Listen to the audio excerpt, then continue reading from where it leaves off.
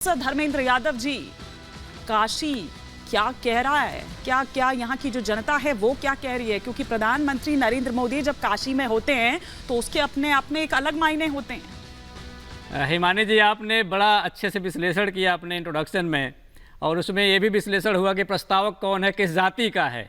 तो यहाँ तक का विश्लेषण हुआ, मुझे लगता है दो चीज़ें छूट गई उसमें। पहला ये तो मोदी जी जो सदरी पहन के आए थे, वो सदरी जो वर्ल्ड कप इंडिया का हुआ था, क्रिकेट का वर्ल्ड कप जो हुआ था, जिसको देखने मोदी जी गए थे, वही सदरी पहन के चले आए। ये संयोग है या फिर आप महाकाल का आदेश है, आप ऐसा कह सकती हैं।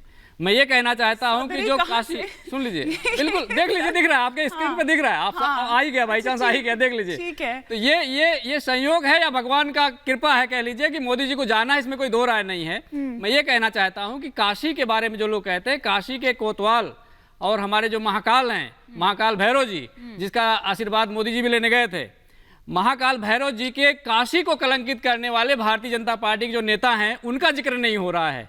मुझे लगता है कि महाकाल इसको देख रहे हैं कि उनकी धरती को अगर किसी ने कलंकित किया है तो उसको उसका फल मिलेगा। तो आज भारतीय जनता पार्टी जिस चौराहे पे खड़ी है, चारों चरण के बाद चारों खाने चित्त हैं, और भारतीय जनता पार्टी को देखने के लिए रास्ता नहीं है। जो ग्राउंड रिपोर्टिंग आप अच्छे से जानती होंगी, पहले फेज में पश्चिमी उत्तर प्रदेश में जाके आप देख लीजिए, आप बिहार को देख लीजिए, आप कर्नाटका को देख लीजिए, और आप इधर क्या कहते हैं कि वेस्ट बंगाल को देख लीजिए, आप उत्तर प्रदेश को, कहीं भी आप जाके देखिए कि भारतीय जनता पार्टी का एनडीए गठबंधन पूर्ण बहुमत से बहुत नीचे जा रहा है, बहुत नीचे जा रहा है। और भारतीय जनता पार्टी के पास आज झूठ बोलने के सिवा और कुछ नहीं है, और उसमें तो महारत हासिल है। अगर मैं कह रहा हूं कि बेटियों की बात कर रहा हूं कि बेटियों की जो काशी कलंकित करने की घटना हुई थी, कौन नहीं जानता है?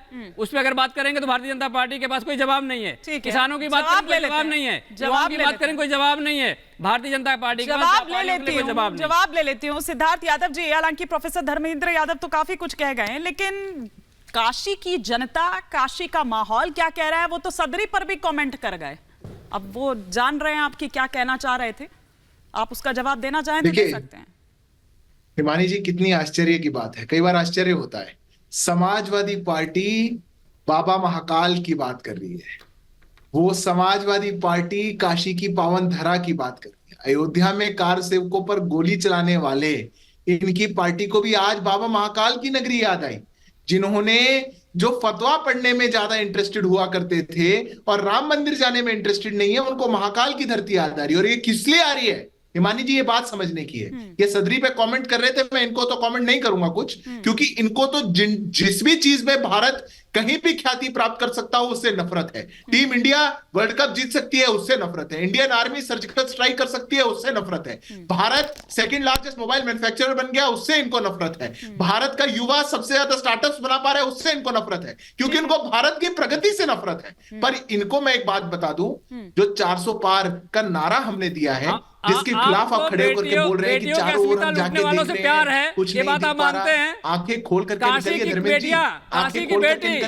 ये काशी का नामांकन के साथ जो आपने सुनता लोटे, जो जहां पर आप बैठे हैं वहां पर आप बैठ करके नहीं देख पा रहे। हमारे साथ भी मौजूद है, आपको प्यार है काशी की बेटी से।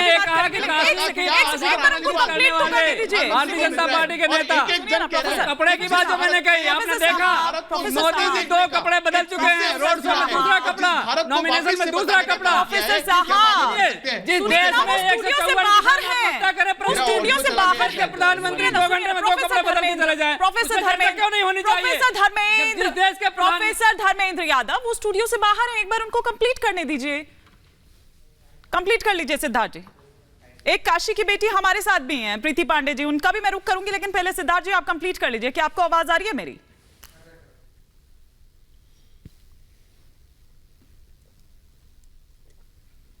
मुझे नहीं लगता है कि सिद्धार्थ जी तक मेरी आवाज जा रही है, शायद फोन डिस्कनेक्ट हो गया है। हम दोबारा रुक करेंगे, आप अपनी बात कंप्लीट कर लीजिए प्रोफेसर धर्मेंद्र, फिर हमारे साथ प्रीति पांडे जी हैं, वो आपकी बात का जवाब देंगे। मैंने कहा कि काशी के कोतवाल महाकाल भैरव जी, जब उनकी काशी कलंकित हो रही थी और कौन कर रहा था भारतीय जनता पार्टी का, उसको देख रहे थे। आज मैं आपको दावे से कह सकता हूं कि महाकाल ने अंतिम कील भारतीय जनता पार्टी के इस अभियान में गाड़ दिया है, और भारतीय जनता पार्टी जिस तरह से आई थी उससे बुरी तरह से जाने वाली है। उसका कारण मैं बता रहा हूं, इस देश के युवा जो एक नौकरी के लिए सालों साल तैयारी करते हैं, उसमें 10-10 पर्चे उत्तर प्रदेश में लीक हो जाते हैं। अग्नि भर्ती की परीक्षा इनको 72 साल होने के बाद भी प्रधानमंत्री बनना है, पेंशन लेनी है, लेकिन जो हमारा युवा 4 साल में रिटायर कर देंगे। क्वेटो बनाने की बात कर रहे थे काशी को, आज जाकर देखिए समाजवादियों के जो काम है, अंडरग्राउंड केबलिंग का काम है और चारों जिलों से जोड़ने का काम है, वो समाजवादी पार्टी सरकार। आप स्टूडियो में बताने के लिए कुछ नहीं है, नफरत फैलाने के अलावा, जहर बोलने के अलावा, अच्छा प्रोफेसर साहब सुनिए, बाकी 2 मेहमान भी हैं और अभी एक और मेहमान है मेरे साथ। आपने यहाँ पर काफी सारी बातें बोल दी, आज भले ही स्टूडियो में है लेकिन वैसे काशी की बेटी हैं, बनारस की रहने वाली हैं, आज स्टूडियो में है, लेकिन बता दीजिए काशी के बारे में काफी कुछ उन्होंने किया। कलंकित जैसे शब्द मेरे कानों में गूंज रहे थे आपके स्टूडियो में। काशी कलंकित तब हुआ था जब सपा की सरकार में गोदौलिया चौराहे पे एक साधु संतों को पीटा गया था। उन संत का बेटी के साथ हुआ था। प्रोफेसर साहब एक मेरा समय नहीं ले सकते। एक बहुत बड़े हमारे साधु हैं जिनका नाम है अविमुक्तेश्वरानंद, जिससे माफी मांगी थी अखिलेश यादव जी ने, और उन्होंने कहा था कि 2015 में जो गोदौलिया चौराहे पे साधु संतों को लाठियों से पीटा गया था, उसका वीडियो बहुत वायरल हुआ था, उसके लिए माफी इनके मुखिया ने किया था। तो काशी कलंकित हुई थी जिस दिन उस धरती पे जहां साधु संत रहते हैं, साधु संतों की धरती पे जब उनको पीटा गया था। वहां एक गत्था था पुलिस वालों का। हमने इंसानियत के लिए, सुनिए पहले, इंसानियत के लिए हमने माफी भी मांगे थे। आपने उस बेटी से माफी कब मांगी मुझे बता दीजिए। प्रोफेसर साहब, प्रधानमंत्री का वो लोकसभा है, ऐसे बार-बार आप बोलते रहेंगे। सुनिए ना प्रोफेसर साहब, किसने माफी मांगी बताइए। प्रोफेसर साहब, लेकिन आप ऐसे बार-बार बीच में बोलते रहेंगे। बाकी 2 गेस्ट भी अपनी बारी का इंतजार कर। आपका समय नहीं है, मेरे समय में मत बोलिए, आपके समय में हम नहीं बोलते। जो काशी काशी काशी कह रहे हैं ना, काशी के 4 चौराहे का नाम नहीं बता सकते आप। कौन सी काशी की बात कर रहे हैं आप मंडुआडीह स्टेशन गए हैं? आज दिल्ली से जाने वाली सारी वीआईपी ट्रेनें मंडुआडीह स्टेशन में गया हूं। को जानता हूं। हमेशा बार-बार बीच में आप सिर्फ बीएचयू गए होंगे ना, आप बेटियों का अस्मिता जहां लूटी जाएगी वहां जाएंगे। बीएचयू गए होंगे आप। अब मैं प्रोफेसर लंका चौराहे पर बनारस पर काउंटर चाहूंगा। लंका गए हैं, अस्सी घाट गए हैं, बाबतपुर गए हैं, कहां नहीं गए? आप कैसी बात कर रही हैं? मैं अपनी बात ऐसे कैसे रखूं?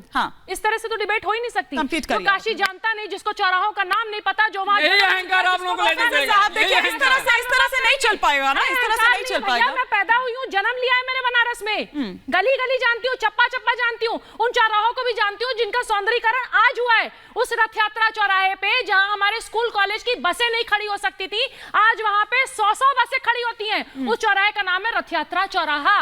आप जानते नहीं है, मंडुआडीह स्टेशन जहां गाय भैंस बैठी रहती थी, गोबर तैरता रहता था और हमारा स्कूल का वो एरिया होता था, हम वहां से आते थे। भाई साहब कौन से बात करें, आज वीआईपी ट्रेनें जाती है मंडुआडीह स्टेशन। और सुन लीजिए, उस 80 घाट पे आधी सीढ़ियां मिट्टी से लोटी रहती थी, समझ आई बात? झुग्गी झोपड़ियों से वो पटा हुआ था, इतनी बुरी हालत थी बनारस में।